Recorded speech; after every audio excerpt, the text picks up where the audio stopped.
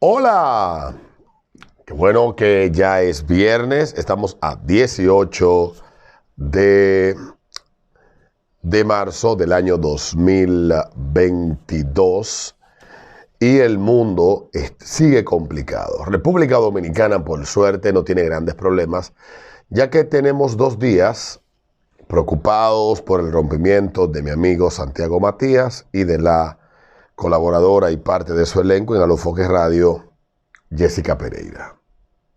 Para quienes tal vez no se enteran, tal vez lo que ven desde afuera, en República Dominicana tenemos una de las figuras más importantes de los medios de comunicación, que es Santiago Matías, quien tiene un programa que posiblemente, tengo que hablarle posiblemente a los que no conozcan, dudo que la mayoría de la audiencia no lo conozca, pero es uno de las plataformas, esa palabra plataforma la odio, pero está bien, es una de las plataformas digitales, o es la plataforma digital más importante, de más audiencia, tráfico y seguidores en República Dominicana. Santiago genera mucho contenido, ha incursionado en el negocio de los medios de comunicación convencionales, al asociarse para adquirir una estación de radio junto con el artista Ozuna, y dentro de su elenco tenía una presentadora llamada Jessica Pereira, que trabajó durante muchos años en la ciudad de Nueva York. Luego volvió a República Dominicana. Luego de estar en República Dominicana, pues empezó al poco tiempo a trabajar con Santiago Matías, si no me equivoco, en el año 2019, 2018 finales.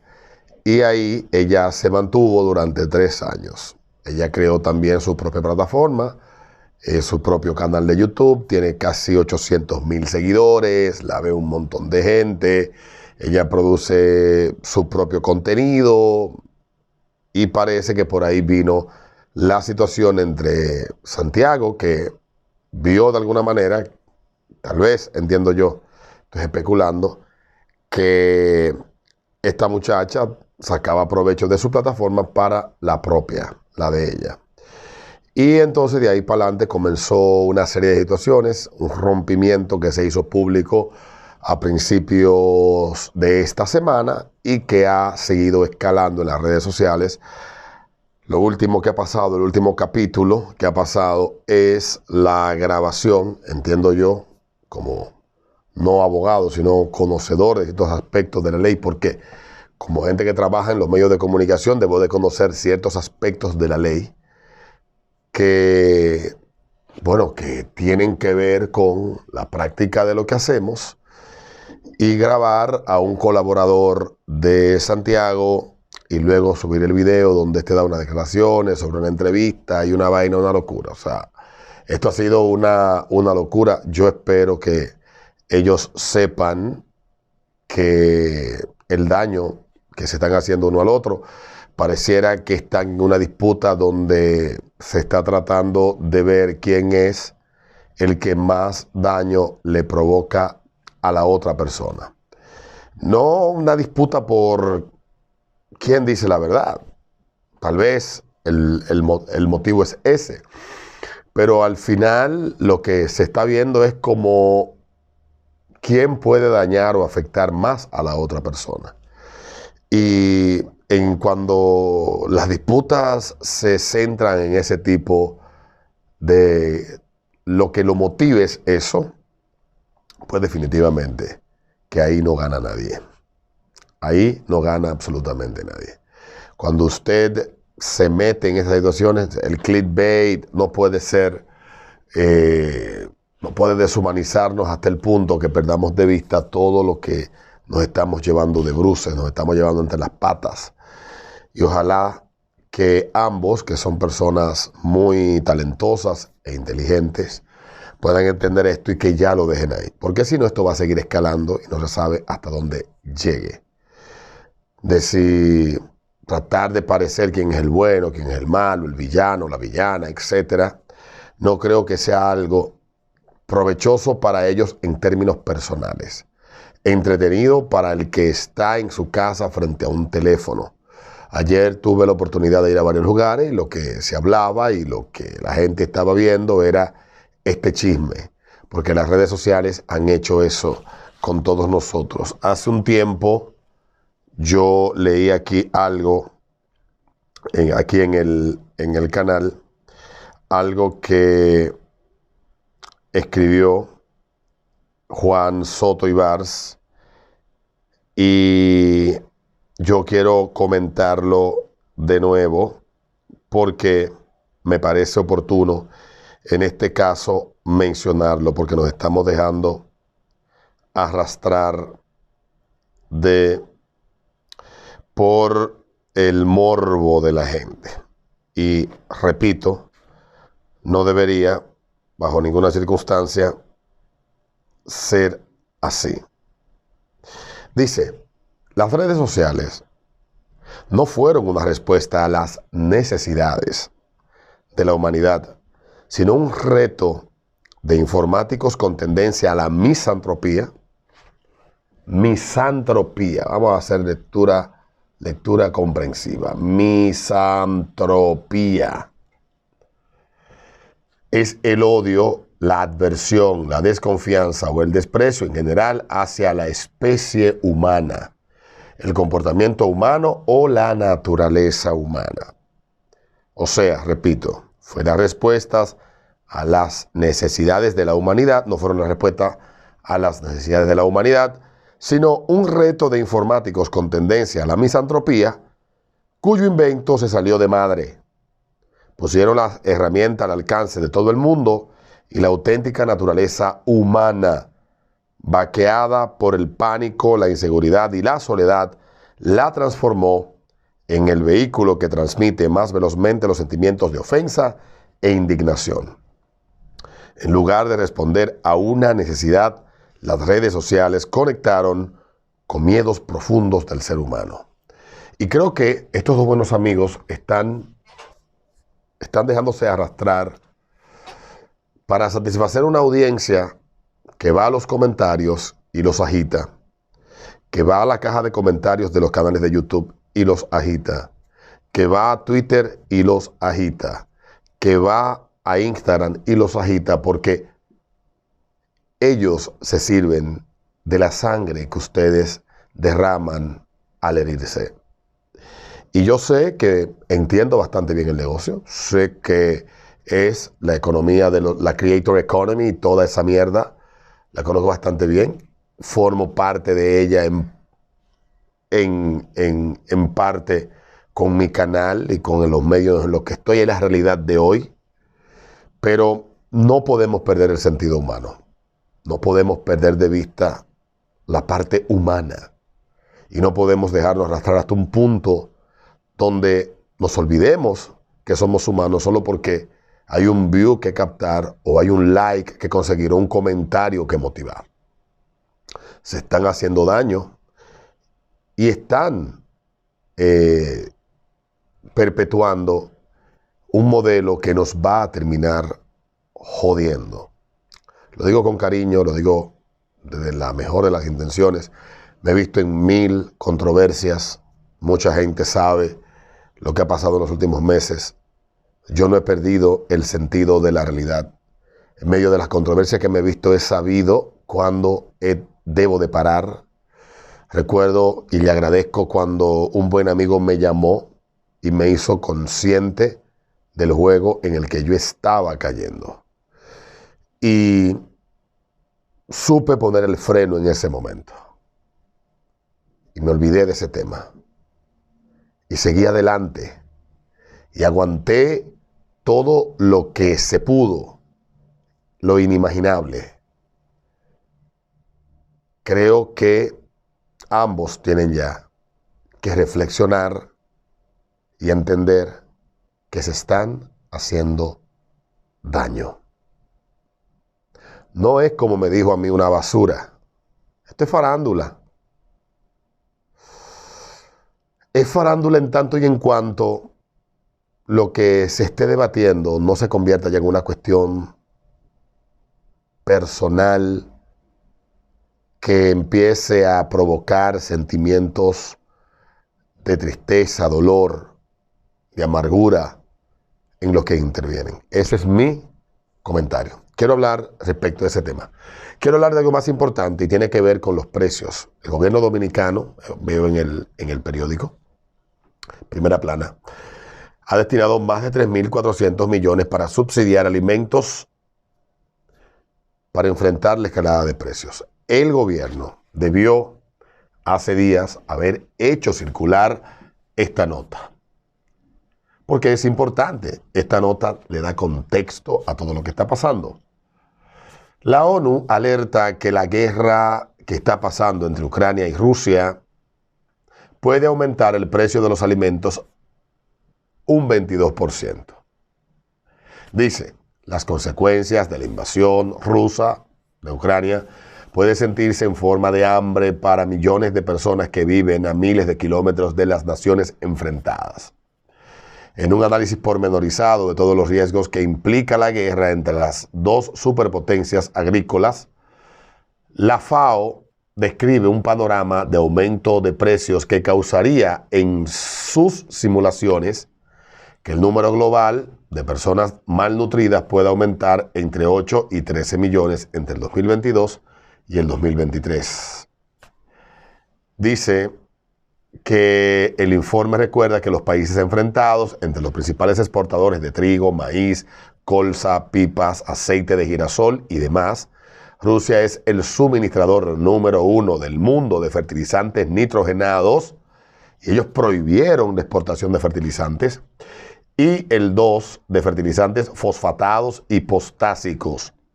Todos ellos producto, recuerda la FAO, de lo que dependen muchos países en desarrollo. Un desplome en el suministro desde la región del Mar Negro solo podría verse compensado de forma parcial por otros proveedores en 2022-23, lo que podría aumentar los precios internacionales de los alimentos y los precios entre un 8 y un 22% encima de los ya elevados niveles actuales. Entonces, sigue diciendo que los cálculos estiman entre un 20 y un 30% de las áreas de cereales de invierno afectada su productividad. Y el documento hace un examen bastante extenso de esto. El gobierno hoy anuncia esto, está en la primera plana de los periódicos de hoy. El gobierno dispone 4.000 millones de pesos para mitigar inflación, periódico Hoy. Y el Listín Diario dice, gobierno, más de 3.400 millones para la autoridad. Hablo de esto no porque el gobierno me esté montando en la cola de que me haga eco, sino porque trato de ser objetivo y trato de ser comprensivo de lo que pasa y compartir tal vez lo que entiendo con la gente, las pocas personas que somos parte de esta linda comunidad que hemos ido creando poco a poco.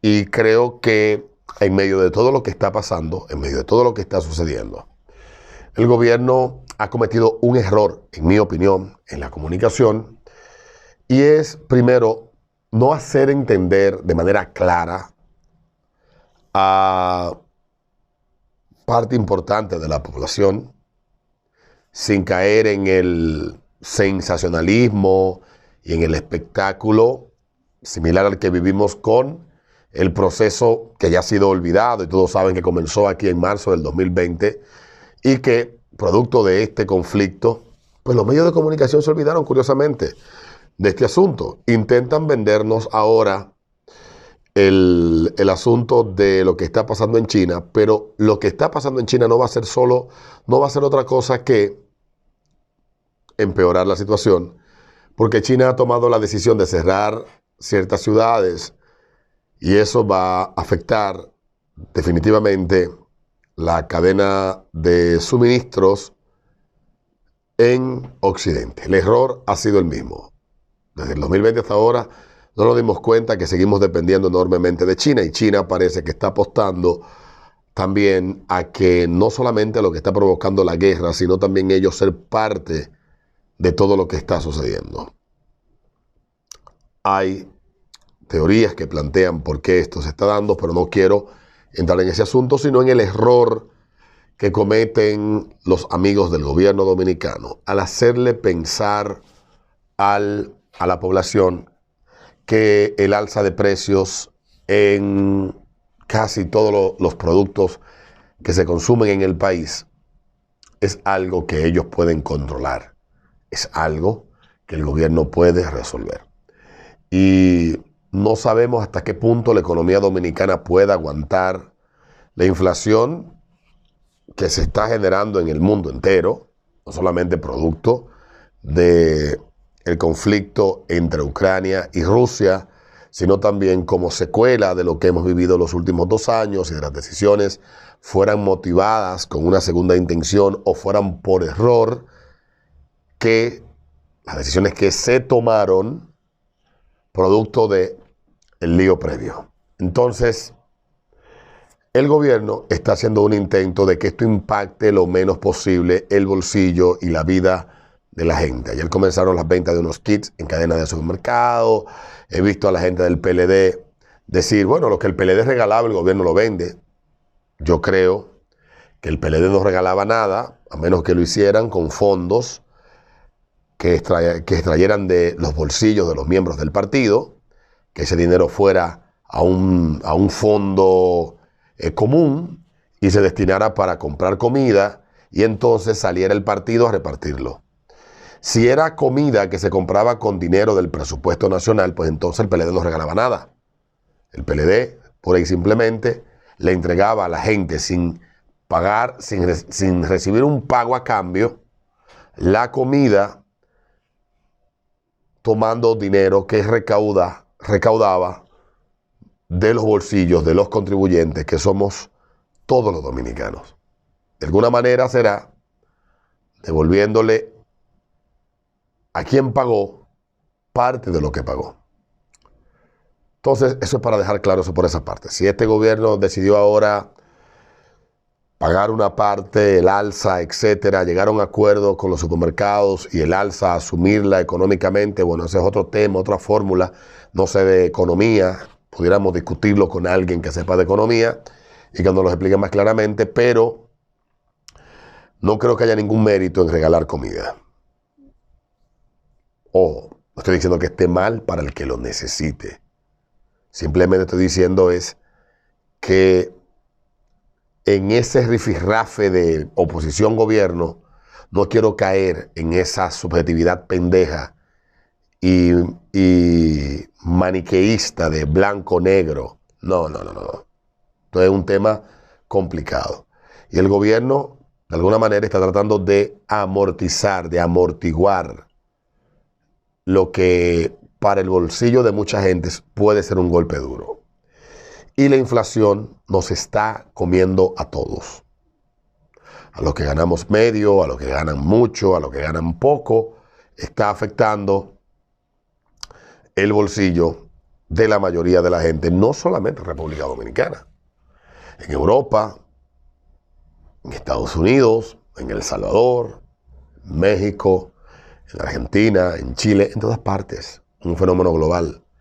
Y el gobierno no puede, y esto lo digo como sin ningún tipo de interés en JLP, el gobierno no debe ni puede tratar de hacer parecer que toda esta crisis que está pasando es algo que ellos pueden controlar. Porque cuando ya sea incontenible la avalancha y entonces se lleve a todo el mundo de golpe la avalancha, ellos van a terminar siendo los culpables. Creo que lo ideal es que se comunique de forma eficaz, sin caer en el propagandismo barato, pendejo, manipulador.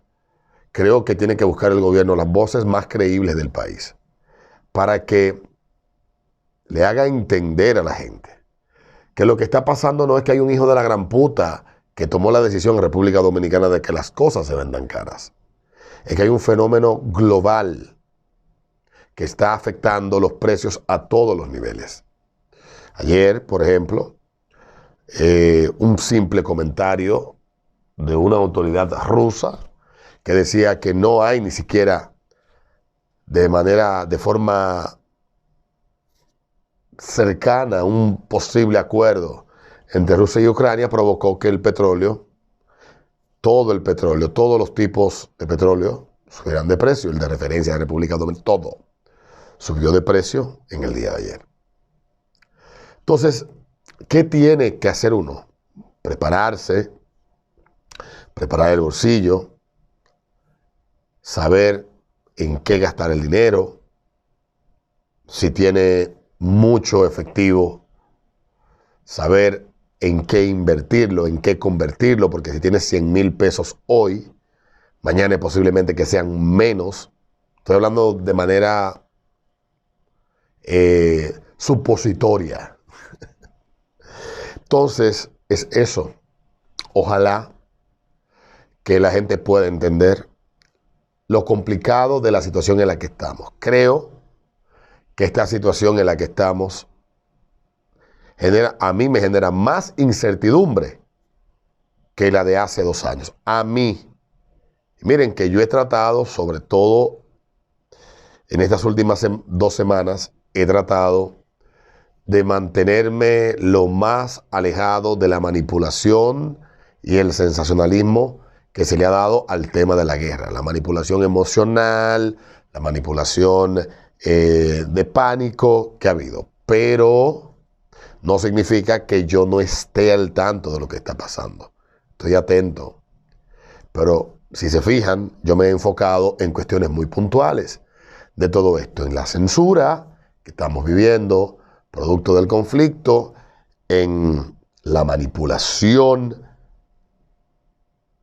canalla en que han incurrido medios de Occidente, el silenciamiento de cualquier voz disidente, y en propuestas de silenciamientos que solamente son concebibles en dictaduras o en estados totalitarios, donde se tiene que controlar lo que se dice, porque se quiere condicionar lo que se piensa.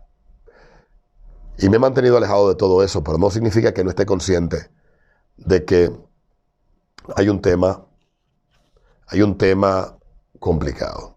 El gobierno está cometiendo muchos errores, pero creo que dentro de todo lo que está cometiendo es hacerle pensar a la gente que ellos pueden controlar esto por tiempo indefinido, de que ellos pueden ser los magos que resuelvan esto por tiempo indefinido. Y cuando ya no se pueda más, las cosas van a tener que pasar y pasarán. Es como la propuesta aquella de Australia: cero esto. Y cuando llegó la hora de la verdad, no pudieron contenerlo. No pudieron contenerlo. No, la estrategia cero de ellos no funcionó. Entonces es importante que nosotros sepamos que estamos en una situación complicada, que lo aceptemos, que nos preparemos. Hay que dar gracias de que se están tomando decisiones. Yo creo que lo anunciado por el gobierno, de alguna manera, para ellos como gobierno, le ayuda a suavizar el golpe para el gobierno. Pero, indudablemente, ellos van a tener que dejar que las cosas fluyan y pasen como deben de pasar, aunque en el camino nos vayan poniendo una vaselinita para todo esto. No estoy diciendo, imagínate, es como que venga un meteorito. No sé si han visto la película Don't Look Up. Es como que venga un meteorito. El gobierno no puede hacer nada si viene un meteorito. Ni el de aquí, ni de Estados Unidos. Se pueden intentar hacer cosas. Bueno, vamos a intentar ver si lo desviamos con una bomba teledirigida. Vamos a intentar mandar una misión para que lo haga explotar como en Armageddon. Vamos a intentar, sí, y puede salir exitoso como en Armageddon, o puede pasar como en Don't Look Up, que la gente prefirió no prestar atención y prepararse para lo inevitable. Terminan pasando una serie de cosas en la película que creo que tiene que ver mucho con la propaganda, pero al final pasa lo que desde el principio se sabía que iba a pasar. Entonces, que el gobierno esté intentando suavizar el golpe me parece genial. Pero creo que debe de ir a la ofensiva, como digo, en el tema de comunicación, de forma intensa, bastante intensa, para que noticias como la que yo leí al principio de esto, donde la FAO habla de que, señores, esto va a tener un impacto y punto. Y recuerden, para mí la ONU no es ni siquiera la mejor fuente para yo, pero ellos son los que hacen los estudios y que tienen acceso a muchísima información. Y de alguna manera tú, por el sesgo que tú tengas o la idea que tú tengas de la ONU, tampoco puedes echar a un lado los análisis que ellos hacen de ciertos temas. Yo creo que eso es lo importante, que tú entiendas que las cosas se van a poner caras, que el gobierno está intentando, que el gobierno lo intenta. El gobierno está intentando que tú no lo pagues tan caro, pero que al final el gobierno no va a poder evitar que las cosas se pongan caras. Nos vemos en un próximo video.